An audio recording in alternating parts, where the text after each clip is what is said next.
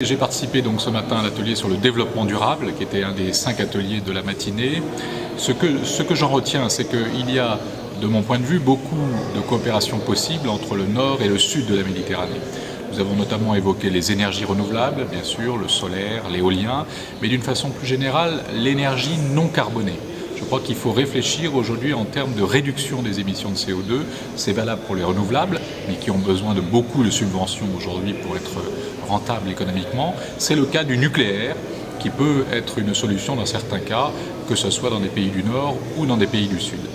Un autre sujet que nous avons évoqué, c'est cette nécessité justement de renforcer le lien entre le Nord et le Sud, peut-être en utilisant les instruments de l'Union européenne. Vous vous souvenez que nous avons négocié pendant la présidence française de l'Union européenne un paquet énergie-climat et que les États membres de l'Union européenne doivent produire 20% d'énergie renouvelable. Il y a une disposition de ce texte qui prévoit des coopérations possibles entre des États qui ne sont pas membres de l'Union et des États membres de l'Union européenne. C'est le fameux article 9 qu'il faut travailler et sur lequel IPMED pourrait faire un certain nombre de travaux utiles.